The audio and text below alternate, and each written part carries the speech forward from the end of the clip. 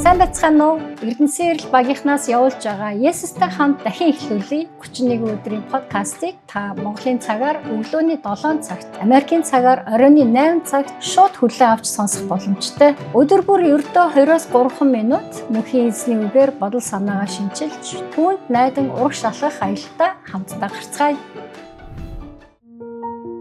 Би та нарт цаашин зүрх сэтгэл өгнө. Би та нарын дотор цаашин сүнс оруулж өгнө. Би та нарын чулуун зүрхийг чинь аваад оронд нь махан зүрх өгнө. Яхисгэл 36-гийн 26. Мөнхийн эзэн биднийг бүр мөс өөрчлөх тухай амласан. Цаашин зүрх сэтгэл гэдэг нь бид хайр болон альва юмыг мэдрэх мэдрэмж, ойлгох ойлголтыг өөрчлөх тухай хэлж байгаа.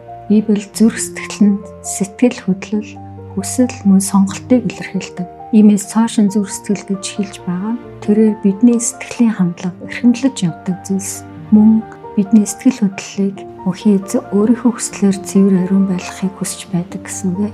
Бидний гашуун зүрх сэтгэл, үзэн ядалт, омог бордон байдал мөн буруу тухлаас бүр мөсөн чөлөөлж, тэс өөр бодол санаатай, зүрх сэтгэлтэй болгож, амар тайван, ээлдэг зөөлөн сэтгэл, хайраар дүүрэн, дээрээс нь цаашин сүнстэй болгохыг тэрээр хүсэж байна. Энэ мөнхийн эзэн бидний зүрх сэтгэлийг өөрчлөө зогсохгүй.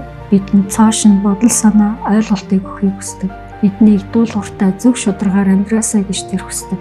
Шин сүнс гэдэг нь мөнхийн эзнээс ирдэг ам амьдрал, баяр хөөр, хүч чадлыг илэрхийлдэг. Тиймээс бүгдээрээ яг одоо зүрх сэтгэлээ нээж мөнхийн эзнээс цаашин зүрх сэтгэлийг авцгаая. За ингээд ертөнцийн эзэнтэй ярив. Зүрх сэтгэлийг минь шинчилж, сүнсийг минь цаашинээр шинчлээч мөнхийн эзэн. Бидний сэтгэл хөдлөл, бодол санаа, таны хайрыг ойлгох ойлголтыг та бидэнд өгөөч. Та бидний нүдийг нээгч. Зүрх сэтгэлийнхээ хаалгыг таньдаа нээж байна. Та шудраг ариун байдлаараа биднийг өөрчлөөч, бас сургаач. Үүнийг бид Есүсийн нэрээр гуйж байна. Амен.